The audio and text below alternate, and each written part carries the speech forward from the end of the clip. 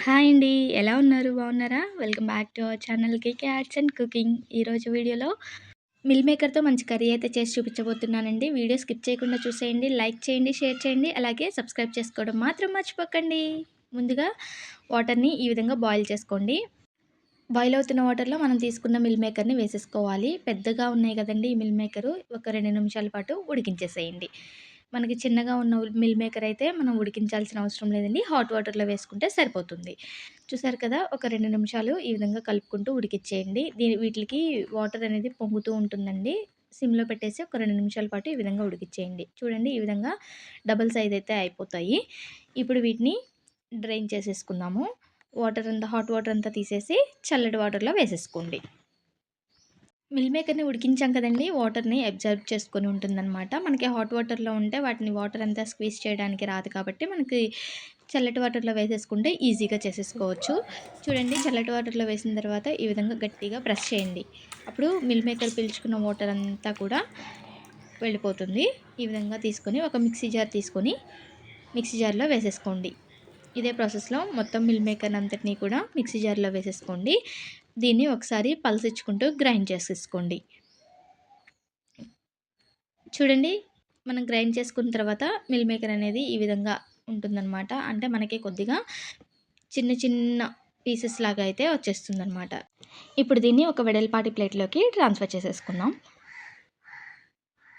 చూసారు కదా! మనకి మిల్ మేకర్ కొద్దిగా తీసుకుంటేనే ఎక్కువ క్వాంటిటీ అన్నట్టు అనిపిస్తుందనమాట. దీనిలోకి కొన్ని ఇంగ్రీడియెంట్స్ యాడ్ చేసుకుందాము. పసుపు, టేస్ట్‌కి సరిపడా ఉప్పు, కొద్దిగా కారం, అలాగే కొద్దిగా ధనియాల పొడి వేసుకోండి. అలాగే ఒక 4 టేబుల్ స్పూన్ల వరకు శనగపిండి వేసుకోండి. ఇవన్నీ కూడా మిల్ మేకర్‌కి సరిపోను మాత్రమే వేసుకోండి. మనం కర్రీలో మళ్ళీ వేసుకుంటామనమాట. ఇప్పుడు ఇవన్నీ కూడా మిల్ మేకర్‌లో మొత్తం కలిసేలాగా బాగా కలిపేసుకోండి. మీరు బైండింగ్‌కి శనగపిండి సరిపోలేదు అనుకుంటే ఇంకొద్దిగా ఎక్స్‌ట్రా అయినా యాడ్ చేసేసుకోవచ్చు. చూడండి ఎటువంటి వాటర్ వేయకుండా మిల్ మేకర్‌లోని వాటర్‌తోనే ఈ విధంగా కలిపేసుకోవాలి. కలిపేసుకున్న తర్వాత ఇలా చిన్న చిన్న బాల్స్ లాగా అయితే చేసేసుకోవాలి. ఈ బాల్స్ సైజ్ అనేది మన కన్వీనియంట్‌ని బట్టి చేసుకోవచ్చండి. చిన్నగా చేసుకోవచ్చు, కొంచెం పెద్దగా కూడా చేసుకోవచ్చు. ఈ విధంగా మనం రెడీ చేసుకున్న మిల్ మేకర్‌ని అంతటిని కూడా ఇలా బాల్స్ లాగా రెడీ చేసి ప్లేట్‌లో పక్కన పెట్టేసుకున్నాను.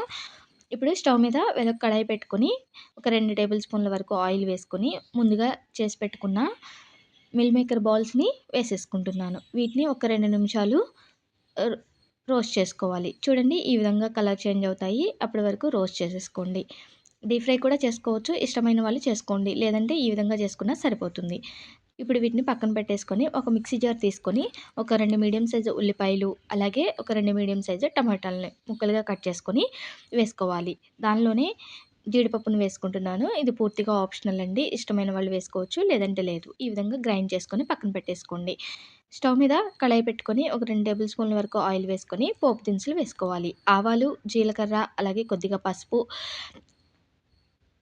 కొద్దిగా కరివేపాకు వేసుకొని ఆవాలు చిటపటలాడిన తర్వాత ఒక అర టేబుల్ స్పూన్ వరకు అల్లం వెల్లుల్లి పేస్ట్ వేసుకొని వేయించుకోవాలి. అల్లం వెల్లుల్లి పేస్ట్ వేగిన తర్వాత ముందుగా గ్రైండ్ చేసి పెట్టుకున్న టమాటో, ఉల్లిపాయి, జీడిపప్పు వేసి చేసుకున్నాం కదండీ! ఆ పేస్ట్‌ని వేసేసుకోవాలి. వేసేసుకొని ఒక 2 నిమిషాల పాటు వేగనివ్వండి. మనకు మిక్సీ జార్‌లో ఇంకా పేస్ట్ అనేది ఉంటుంది కదండీ! కొద్దిగా వాటర్ వేసుకొనైతే పోసేసుకోండి. ఈ పేస్ట్‌ని ఒక 2 నిమిషాల పాటు కలుపుతూ వేయించుకున్నారంటే చిక్కగా అయిపోతుంది. ఆయిల్ అనేది సెపరేట్ అయిపోతుందనమాట. మనం పచ్చి ముక్కల్ని మిక్సీ చేసుకున్నాం కాబట్టి ఒక 2 నిమిషాల పాటు వేయించుకోండి. మంచిగా కుక్ అయిపోతుంది. పచ్చివాసన లేకుండా ఆయిల్ పైకి తేలి మనకి పేస్ట్ అనేది రెడీ అయిపోతుందండి. ఇప్పుడు దీనిలోనే ఒక 4 టేబుల్ స్పూన్ల వరకు పెరుగుని ఇలా క్రీమీ కన్సిస్టెన్సీ లాగా చేసేసుకొని వేసేసుకోవాలి. ఇక్ ఈ పేస్ట్‌లో ఈ పెరుగునంతటిని కలిసేలాగా కలిపేసుకొని ఒక 5 నిమిషాల పాటు కుక్ చేయండి. దీనిలోనే టేస్ట్‌కి సరిపడా కారం, ధనియాల పొడి, కొద్దిగా గరం మసాలా వేసుకొని ఈ మసాలాలంతటిని కూడా పేస్ట్‌లో కలిసేలాగా కలిపేసుకొని ఒకసారి ఒక 5 నిమిషాల పాటు కలుపుతూ కుక్ చేసుకోండి. ఇప్పుడు ముందుగా వేయించుకున్న మిల్ మేకర్ బాల్స్ ఉన్నాయి కదండీ! వాటిని వేసేసుకోవాలి. అన్నిటిని కూడా వేసేసుకోండి. చూడండి ఈ విధంగా వేసిన తర్వాత అన్నీ స్ప్రెడ్ చేసుకొని గ్రేవీలో మొత్తం కలిసేలాగా ఒకసారి కలిపేసుకోవాలి.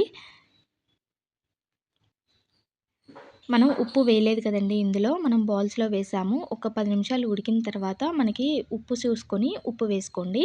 దీనిలో గ్రేవీ కన్సిస్టెన్సీకి సరిపడా వాటర్ వేసేసుకొని మొత్తం ఒకసారి కలియబెట్టేసి మూత పెట్టేసుకోండి. చూడండి ఒక 5 నిమిషాలు మూత పెట్టుకొని ఉడికించిన తర్వాత మనకి ఈ విధంగా ఉంది. ఉప్పైతే కొంచెం పడుతుందండి. చూసారు కదా! టేస్ట్‌కి సరిపడా ఉప్పైతే వేసేసుకొని మొత్తం ఒకసారి కలిపేసుకోండి. అంతేనండి. మనకి సింపుల్‌గా ఎంతో రుచికరమైన మిల్ మేకర్‌తో కర్రీ అయితే ఈ విధంగా చేసి చూడండి. చాలా బావుంటుంది. చపాతీ, రైస్, రోటీ దేనిలోకైనా చాలా అద్భుతంగా ఉంటుంది. తప్పకుండా ట్రై చేయండి. చూడండి ఈ కర్రీలో గ్రేవీ కన్సిస్టెన్సీ అనేది మనకు తగ్గట్టు ఉంచుకోండి. ఎక్కువ లిక్విడ్‌గా కావాలి అనుకుంటే కొంచెం ఎర్లీగా స్టవ్ ఆఫ్ చేసేసుకోండి. లేదంటే కొద్దిగా చిక్కగా అయ్యేంత వరకు ఉంచేసుకోవచ్చు.